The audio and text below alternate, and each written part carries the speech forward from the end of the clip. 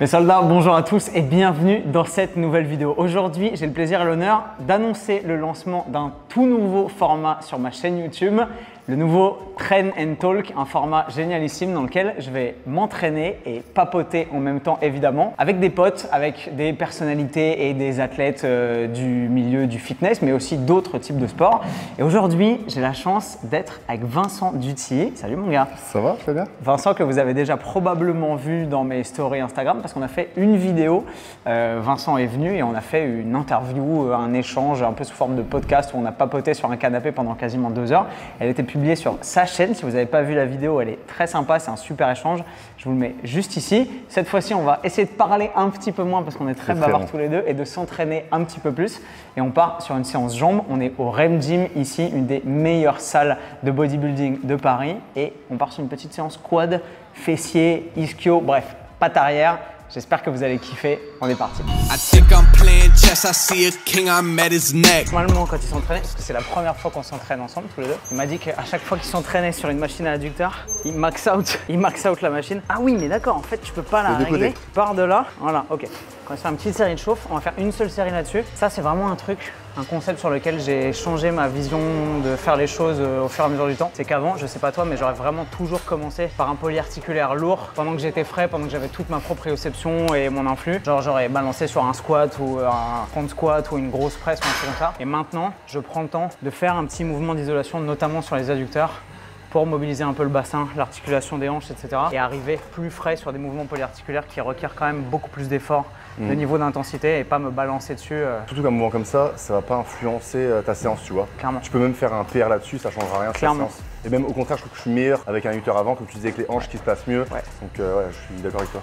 Mais parce qu'après, tu sais, il y avait tout ce débat de ouais, mais si tu bouges déjà très bien, tu peux te balancer sur un squat et commencer là-dessus.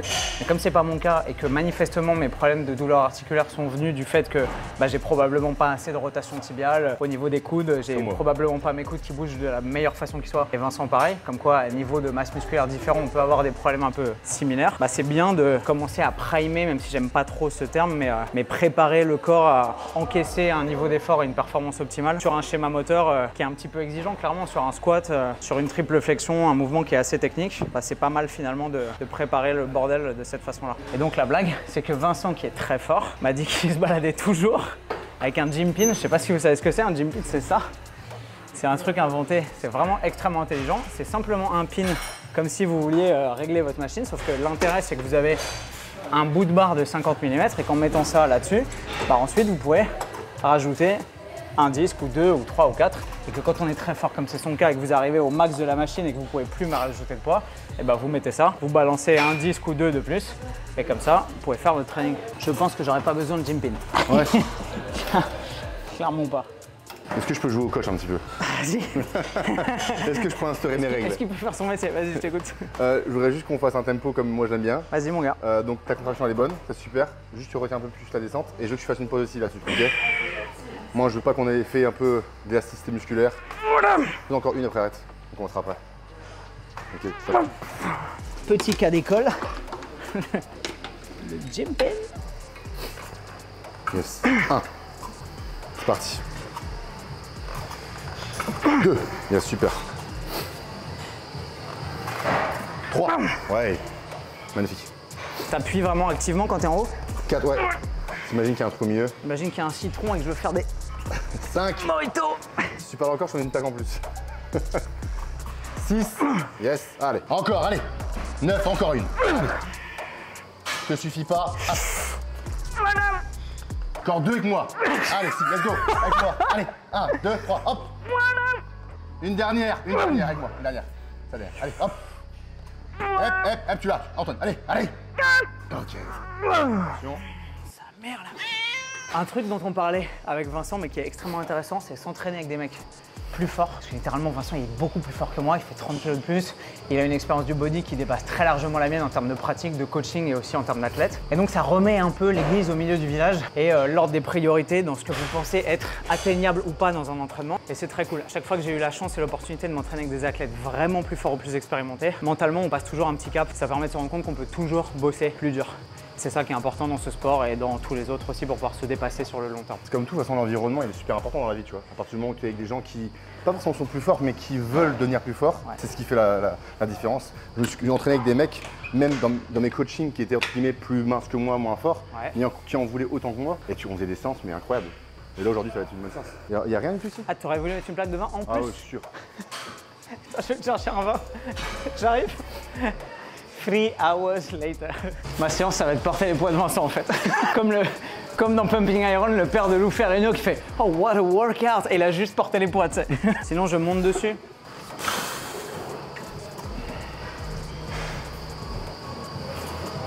Yes. Tu le poses en bas du coup, pareil? Ouais. Vous l'aurez vu en live devant vos yeux ébahis, l'homme piston. Vas-y, moi. Je suis un bâtard, je te déconcentre. Allez. Les adducteurs qui sont très souvent un groupe musculaire délaissé, surtout par les mecs, parce qu'on se dit ouais, je fais du squat, je fais de la presse, pas besoin d'adducteurs. Alors que c'est un groupe musculaire extrêmement important dans toutes les performances sportives. Il y a énormément de sports, le tennis, le foot, le baseball, le basket, dans lesquels on est sur des espèces de grands écarts latéraux en mode Cossack squat, etc. C'est vraiment un groupe musculaire à pas négliger. Super, allez. Allez, pousse, pousse, pousse. Yes.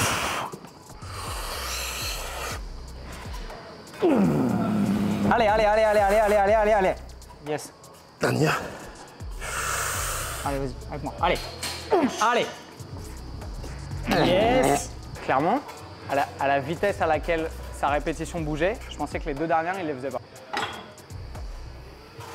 J'ai l'impression celle-ci. M'Excalibur, pas votre épée si, hein? On va se faire un petit leg curl assis. Vas-y. Un très bon leg curl assis Cybex qui date des années 80. Très très chouette, on va aller se faire ça. En bas. Est-ce que tu peux nous parler un peu de toi? Alors déjà est-ce qu'on n'est pas un petit peu à l'étroit sur cette petite caisse là? Quasiment en train de se toucher. Je pense que si je me lève, la caisse elle part de ce côté-là. Combien tu pèses? Là 100 kilos, je suis tout maigre. On dirait un clou de girofle. Ok, donc on va faire une petite séance avec ces 100 kilos tout maigre et mes 73 kilos bientôt tout maigre. Pas mal. Parle-nous un petit peu de ton background, mon gars. J'ai une histoire. J'ai un background. Que les gens qui ne te connaissent pas puissent commencer à t'apprécier. Je suis préparateur physique. Je coachais en salle avant.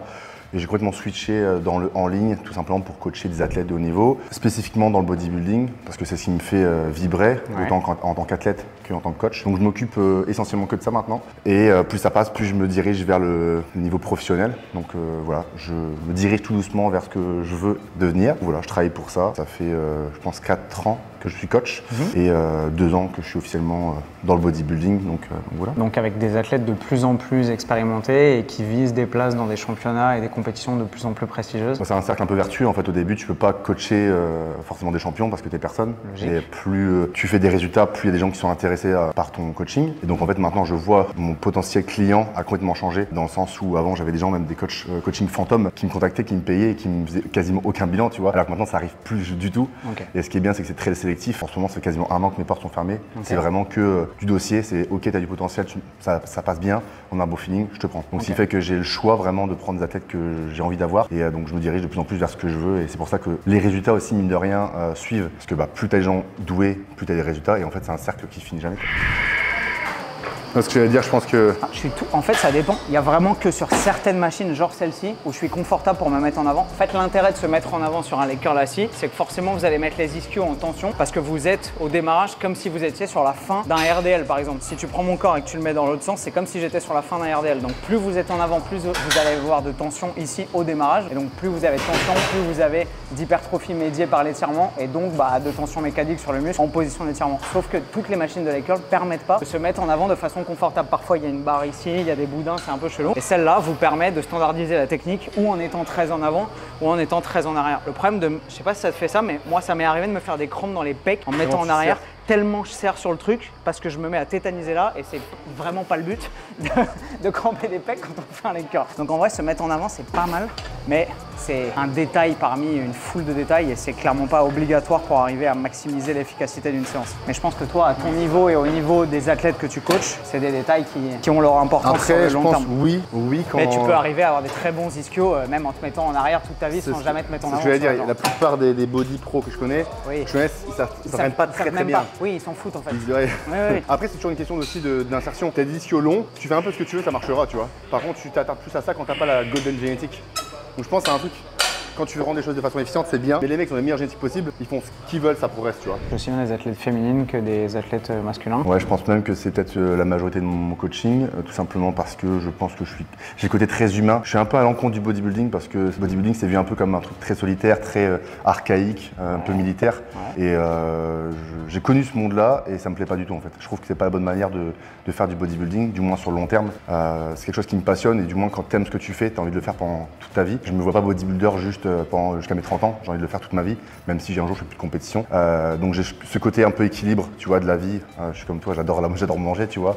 J'aime bien sortir, donc forcément on essaie de trouver un équilibre. Évidemment, si tu cherches le très haut niveau, au bout d'un moment il faut ce qu'il faut, mais quand même je pense qu'il y a un juste milieu à avoir et c'est ce que j'apporte et c'est pour ça que je pense que le monde féminin apprécie mon coaching. La petite anecdote rigolote, c'est que le coach qui me suit depuis maintenant 6 mois suit maintenant Vincent parce qu'il avait des problèmes de douleur articulaire et vu son gabarit et donc son ancienneté à l'entraînement et donc le niveau d'intensité qu'il doit mettre dans ses trainings pour pouvoir continuer à progresser, bah c'était forcément contre-productif et il n'arrivait pas à avoir suffisamment d'intensité dans ses entraînements pour pouvoir continuer à faire du muscle. Et là ça va comment? Un petit peu mieux? Beaucoup mieux depuis que j'ai commencé avec lui. Ouais. Trop cool. Donc on a un peu maintenant la même logique de programmation et d'entraînement sur nos propres séances en tout cas.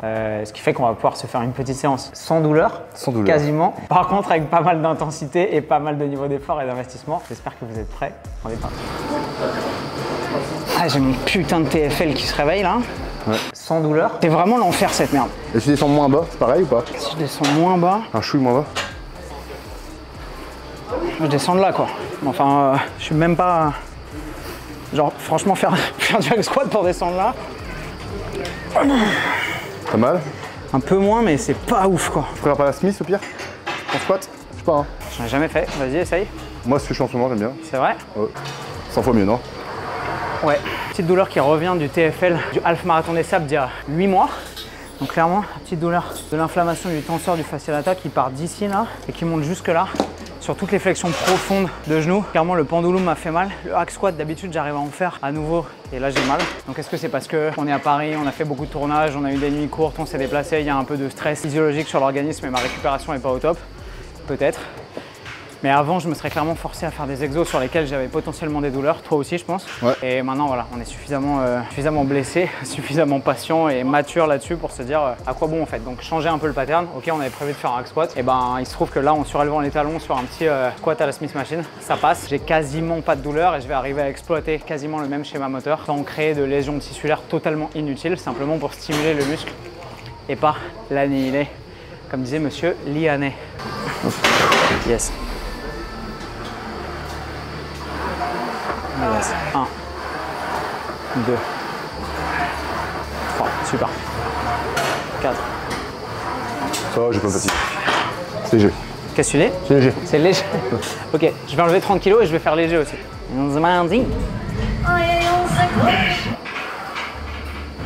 2. Bien. 3. 4. Yes.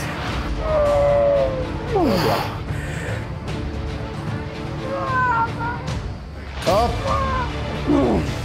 Très cool le combo Smith et la petite plateforme là.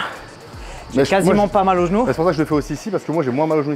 Très bonne option. Ce que je pensais par rapport à ton genou, le truc qu'on te dit pas, c'est que tu vois, tu as des fémurs longs. Parce qu'en fait, le fémur est toujours long par rapport à quelque chose, donc par rapport à ton tibia. Et en plus de ça, tu as un externe qui est super court. Donc en fait, forcément, quand tu as un mouvement qui est très fort en flexion, tu as potentiellement 3 fois plus de chances que moi de me blesser. Et tu as moins de levier. Largement. Ouais, tu vas dire, ah Vincent, il squatte bien. Ouais, mais j'ai des fémurs plus courts aussi, tu vois. C'est comme si tu comparais un haltérophile coréen, un mec qui fait 2 mètres avec des gens de 1 mètre, tu vois. Donc forcément, voilà. C'est aussi pour ça que je pense que tu seras fragile toute ta vie. Au genou, il faudra toujours faire attention et bah, manier tes entraînements en fonction, quoi. Potentiellement. Mais vous l'avez vu, pas moyen quand même. Clairement, si je m'étais dit, bah, il faut que je fasse du pendulum, il faut que je fasse du hack squat, bah, la séance, elle s'arrêtait là parce que j'avais trop mal. Ou alors je m'en serais forcé à prendre des positions qui anatomiquement n'étaient pas compatibles avec mes douleurs de genoux. Alors que là, en adaptant un tout petit paramètre, en passant sur un hack, t'as remis 25 de plus, c'est ça? Non, je crois que j'ai un 15. C'est un rouge ou pas? Bah, c'est un rouge, mais il marque 15. 100, 30, 40, 80, 100. Donc là, 130. Quand ça devient des maths, c'est que ça a piqué.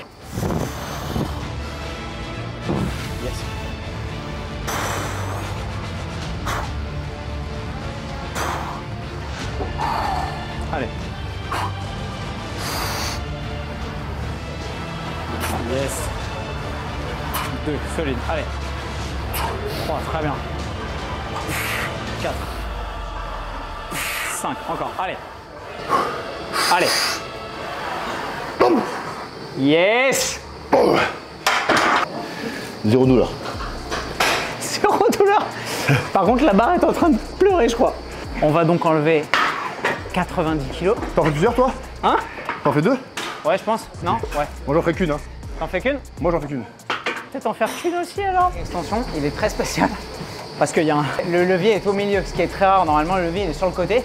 Mais du coup, souvent, quand les machines s'usent avec un levier sur le côté, je sais pas ce que t'en penses, souvent la barre, elle se tord un petit peu et tu sens que le levier, il est pas le même. Alors que là, comme il est centré, bah, il est exactement le même. Petit tip pour avoir un leg extension efficace. Beaucoup de gens déjà font ça, ils mettent des à-coups de bourrin comme ça, là, où ils jouent uniquement sur l'élasticité, l'inertie et le rebond. Un petit truc qui est intéressant aussi, c'est d'essayer de garder, je sais pas ce que t'en penses, mais les genoux et les rotules dans l'alignement et de pas tirer avec les genoux complètement comme ça et avec les hanches complètement en rotation, etc. Le fait d'avoir les genoux dans l'alignement et dans le prolongement, les rotules bien droites, alignées et éventuellement de marquer un petit tempo, petite pause en haut qui vous assure que vous n'êtes pas sur de l'élan et que vous avez une bonne contraction. C'est aussi l'enjeu d'arriver à optimiser un schéma moteur pour mettre le maximum de tension mécanique sur le groupe musculaire.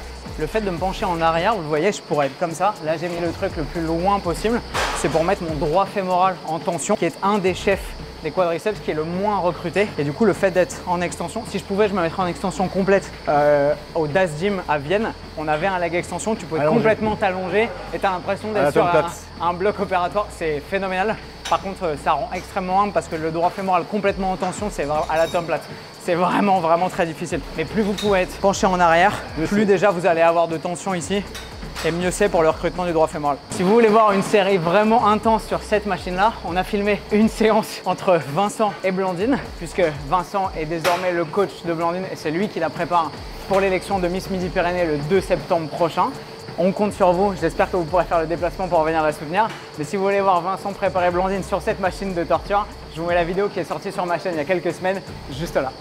Allez. Un peu plus en haut. Serre. Tiens bien en haut. 2. Ça bouge pas quand en haut. Ça bouge pas. 3. Voilà. Allez. 10. On y va. Hop. Oh, j'en veux encore une. Encore une. Hop, hop, hop, hop, hop, hop, hop, hop, hop. Ok. Oh, merde. La première, on la fait tranquille. On refera cette séquence dans 1 minute avec la vraie série. C'est quoi, Vincent, ta conception de l'entraînement pour toi, pour tes clients, la vertu principale de l'entraînement pour toi, c'est quoi? C'est de se dépasser, d'atteindre, de construire un humain que t'es pas encore, d'atteindre une version mentale de toi-même où tu as plus de pouvoir, plus de potentiel? Pour moi, je pense que c'est un peu les propos de Tom Platz, je parlais de lui tout à l'heure, mais c'est le fait de sortir de la salle et me dire j'aurais pas pu mieux faire, tu vois. Et dans ma vie en général, ce que je fais, mon ami Jérémy Blondeau me dit toujours une chose, c'est vaut mieux un bon sommeil qu'un bon lit. Bah, tu vois, c'est la même chose, c'est je vais me coucher et me dire ok, je suis fier de ce que j'ai fait, tu vois. Même si ça paraît un peu Télétobies, c'est vraiment mon truc. Quand je vais sur une série, pour moi, c'est moi ou elle, tu vois, c'est moi ou la machine. Je vois. Ça paraît vraiment bébête, mais du moins, c'est comme ça que je vois les choses. J'ai pas envie de perdre mon temps. En fait, j'aime le sport de manière générale, tu vois. Et je m'en mettrai pas à faire la musculation si c'est juste pour faire la musculation. Tu vois ce que je veux dire? Donc, j'ai une notion du sport qui est un peu plus poussée, évidemment, parce que je recherche un peu l'excellence. Mais je pense que dans tous les cas, ça fait beaucoup de bien. Peu importe la personne, j'ai coaché des milliers de personnes et j'ai pu voir que quand les gens donnaient plus, ça se reflétait dans leur vie, de manière générale, tu vois. Ouais. Et je revois toutes les mêmes valeurs dans ces personnes. Ouais. Et c'est quelque chose que je peux vraiment voir en début de coaching. Et je trouve que c'est un vrai plus dans la vie. Donc si tu arrives à te faire mal là, de manière générale, je trouve que dans la vie, ça se retranscrit. Autant que dans la diète, les gens qui sont organisés dans la diète, ça se voit dans leur quotidien, tu vois. Je te rejoins sur tout ce qui mérite d'être fait correctement en fait. C'est ça. C'est très intéressant. Dernière, la taille des quads. Vous voyez les cyclistes sur piste là? Les mecs avec des casques en forme de spermatozoïde qui pédalent à 90 à l'heure sur une espèce d'anus ovale là. Il y a une vidéo exceptionnelle de ça sur YouTube d'un cycliste olympique qui grille un grille-pain. Il pédale et en fait ils mettent la résistance du vélo, tu l'as vu, contre un grille-pain et il fait exploser le grille-pain. C'est magnifique. Je vous la mettrai en lien de la vidéo si je vous la trouve. Yes. Allez. Yes. Allez. Yes. Allez. Allez, on va au bout. Pas de tempo en haut, on envoie. 2. 3. Allez. 4. Super. Allez, gros. Allez. 4 tours, derrière. Allez. Putain de... Ça fait mal, hein? Encore. Allez. 13. Dernière. Encore une. En fait, ce qui est dur, cette machine, c'est que comme tu es étiré en bas, tu n'as pas de récupération. sur une extension de base, quand t'es en bas, tu souffles un petit peu. T'as un peu moins de tension. Là, je suis en bas, c'est encore pire. Là, t'as de la tension continue sur toute l'amplitude. Ouais. Ça me fait du bien. C'est ce que je kiffe. Bon voilà, petit mollet. T'as déjà mis les mollets en début de séance sur des séances jambes? Généralement, j'ai tout le temps. Généralement, tu fais ça? Ouais. Ok, on aurait peut-être dû essayer. Sinon, je zappe. Je pense que c'est un truc que je vais faire parce que moi, je les zappe jamais. Mais j'avoue que neuromusculairement, généralement, j'arrive à la fin de ma séance, je suis comme ça. Et j'ai quasiment plus de jus pour faire les mollets. C'est un peu dommage et c'est peut-être aussi pour ça que mes mollets, ils sont pas phénoménaux. C'est que si je leur donnais la priorité, Ben Pakulski était connu pour avoir fait ça à un moment. Il disait que pendant genre 4 ans, entre ses 16 et ses 20 ans, je crois, il a fait les mollets quasiment tous les jours avec un gros volume et surtout en début de séance, avant toutes ces séances. Et il a des mollets monstrueux. Alors il n'y a pas que ça évidemment comme secret de ces mollets monstrueux, mais ça a le mérite de s'essayer avant de pouvoir commenter l'efficacité ou non de la stratégie d'entraînement. Petit mollet debout. Petit mollet debout. Allez, t'as déjà fait des mollets sur une machine hoist où t'as les mollets verrouillés, t'as les pieds verrouillés dans le truc? Et ça bouge? Et en fait, tu bouges, mais tu bouges sur le plateau, donc tu glisses jamais en fait. Jamais fait. Donc tu es en permanence en stabilité parfaite, c'est magnifique. Tu sais, toujours, moi j'ai cette problématique de, t'arrives t'es à 7-8 reps, t'as une tension de ouf et tu sens que tu es en train de la perdre parce que tu glisses. Du coup, tu te replaces, tu niques un peu ta série et tout. Tu as une Atlantis aussi comme ça où c'est une machine à mollet assis et où c'est toi qui pousses le plateau comme ça. Ça, je l'ai déjà fait. Et elle est phénoménale, elle est vraiment stylée. Elle est à Dubaï. Ouais, je l'ai vu à Binous une fois, je crois. Mais en France, je l'ai jamais vu. Tu l'auras au Canada dans ta salle, je crois. Parce que Vincent part vivre au Canada, près de Toronto, et il va s'entraîner dans une salle qui est extrêmement connue. Muscle Work? Pure Muscle Fitness. Pure Muscle Fitness. Une des meilleures salles au monde probablement, dans laquelle s'entraîne notamment Josh, avec qui j'avais fait une vidéo ici au REM Gym il y a un an. Jeff Nippard, beaucoup de très grands athlètes et créateurs de contenu, etc. Donc ça va être un super environnement pour toi. Il y a même Drake. Il y a même Drake et le garde du corps de Drake qui est aussi son coach. Ouais, c'est ça. Ça va être intéressant. Attendez-vous à une collab Vincent Duty Drake d'ici 4-5 mois. Les mollets, mon pote. Les mollets de l'espace. Ouais, voilà. Convolatif. Ah, l'enfer. Moi, c'est clairement un point fort, les mollets, pour moi, comme vous pouvez le constater facilement. Hein, ça saute aux yeux direct. Vincent, c'est plutôt un point faible pour lui. J'essaie de les avoir pourtant, mais non, je rigole, je les fais même pas. Non, je crois que le REM Gym, c'est une des seules salles où j'ai vu démarrer ça. Motivation sur la machine à mollet debout. T'as une motivation de mollet. Regarde, c'est l'enfer. On dirait un mollet et un avant-bras. J'aurais mis mon avant-bras comme ça à côté, c'était pareil.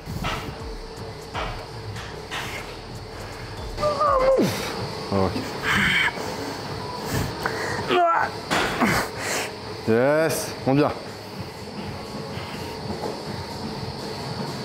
J'essaie pas de tendre les jambes en bas pour les mettre vraiment en tension. Ouais. Si. Toujours j'essaye moi. T'es stable là, ça tient? Ouais. Yes. C'est un drop set mécanique. Qui fait des drop sets mécaniques sur les mollets. Tu montes, et j'ai l'impression que tu plies les genoux un peu. Quand je monte, ouais. Tu montes comme ça? Ouais, en fait, là j'ai tiré à la fin quand tu m'as dit. Ok. Et sinon je monte. Tu fais ton élévation comme ça, et après limite tu pousses et tu tends les genoux? En fait, non, ça c'est quand je suis arrivé près de l'échec, j'arrive plus à tendre complètement. Ok. Donc à la fin, je faisais vraiment juste une jambe, l'autre jambe, et après je fais cac, tu vois, pour vivre encore plus. Mais c'est juste parce que tout seul, j'arrive plus à monter aussi haut, donc je triche un peu. Voilà mes soldats, petite séance jambes. Merci mon gars, c'est très cool. Bon, vous avez vu, pas beaucoup de volume, mine de rien, on a fait 1 voire 2 séries par exercice. Mais en vrai, vu l'intensité qu'on s'est mise, alors on a fait un truc que moi je fais jamais. Si je me rapproche vraiment près de l'échec, c'est que je fais jamais de reps forcés, c'est-à-dire que je vais jamais accompagner et m'entraîner avec quelqu'un pour faire des répétitions supplémentaires. Moi je m'entraîne tout seul. Je suis avec quelqu'un. Après, sur la notion d'effort, plus tu vas aller loin dans l'effort, plus moi ça me paraît aussi facile, tu vois. Donc plus ma notion d'échec va de plus en plus loin. Donc je pense que si demain on s'entraîne à 2 pendant 6 mois, ta notion d'intensité va encore plus. Après, à moduler en fonction de la capacité de récupération de l'athlète. Toi, tu as l'habitude de coacher des athlètes naturels, d'autres pas naturels. Je pense que les protocoles sont évidemment pas les mêmes en termes de volume et d'intensité. Après, franchement, je dirais même que les gens naturels auront tendance à s'entraîner même plus dur des fois. Par contre, avec beaucoup moins de volume. J'ai des mecs qui s'entraînent en fin de prépa avec 6-7 séries par séance max. D'accord. Tu vois, et même si on regarde la séance, il y en a plein qui vont nous dire, c'est bizarre, vous avez fait genre 10 séries à peine dans votre séance. Mais quand tu les fais, tu te dis, tu peux pas en faire 20. Je peux vous assurer que je suis bien sec. Donc voilà. Et moi, je suis partisan de ça. Le moins, c'est le mieux. Après, évidemment, on n'est pas tous pareils. Je connais des mecs qui s'entraînent 20-25 séries avec une grosse intensité, mais personnellement, je ne sais pas le faire. Ou sinon, au bout de 3 mois, j'ai des tendinopathies partout. Donc, ou ça, ou alors j'ai l'impression que mon investissement et mon niveau de concentration au cours de la séance, il décroît. Même l'envie, en fait. Même l'envie, t'as pas envie de. À la fin, et puis tu vois, les mecs, ils font c'est du junk volume, quoi. À la fin, c'est je fais des mollets pour faire des mollets, et ils sont à 5 reps de l'échec et il se passe pas grand chose. Ouais, en plus, quand t'as un business et 80 clients à faire tourner, au bout d'un moment, il faut aussi être éclairé en haut, tu vois. Donc, nerveux, quand il est mort, il n'y a rien qui suit. Donc, d'accord. On l'a pas beaucoup mentionné au cours de la vidéo, mais évidemment, Vincent coach en ligne. Tu as dit que ton carnet d'adresses était plein, mais si jamais vous voulez le contacter, on peut mettre ton Instagram au moins Évidemment. en dessous ou ton mail ou. Je te l'ai dit tout à l'heure, mais en fait mon coaching il est fermé depuis 1 an et c'est que la sélection. Donc en gros c'est que des gens qui veulent faire de la compétition à déjà un très bon niveau, soit des gens qui sont professionnels ou soit qui s'y dirigent. Et donc c'est vraiment de la sélection. Donc, actuellement je suis fermé, mais si vous vous identifiez au profil de Vincent, à sa pédagogie, à sa sensibilité aussi, parce que tu l'as dit, c'est une question de connexion et de qualité d'interaction entre le coacheur et le coacheur, j'ai dit. Ouais, d'accord. Vous voyez combien de neurones il me reste à la fin de cette séance jambes. Bref, je vous mets les coordonnées de Vincent en dessous de la vidéo. Mais celle-là, j'espère que vous avez apprécié ce nouveau format. Mon gars, j'ai pris énormément de plaisir à m'entraîner avec toi. C'était très cool. Ça fait plaisir de pouvoir partager ce genre de vibe et ce genre de dynamique aussi, parce qu'on a une vision de la vie qui est assez similaire. Je pense que vous l'avez vu avec Vincent sur pas mal de points. Vous l'aurez peut-être découvert si vous avez eu l'interview et la discussion qu'on a faite sur un canapé la dernière fois, que je vous remets en lien juste ici. Comme d'habitude, si vous avez kiffé la vidéo, dites-le nous en commentaire juste en dessous si vous avez apprécié les vibes. N'oubliez pas de liker et de vous abonner évidemment si ce n'est pas déjà fait. Allez checker le travail de Vincent sur son Instagram, qui fait du contenu en anglais désormais, parce que évidemment comme il s'apprête à partir au Canada, bah, il bosse sur son anglais. Et félicitations d'ailleurs pour ta dynamique. C'est super chouette de voir des francophones qui se prennent à ce jeu-là. Et quant à moi, je vous dis à dans une prochaine vidéo. Et comme d'habitude, vous savez exactement comment avec le soir.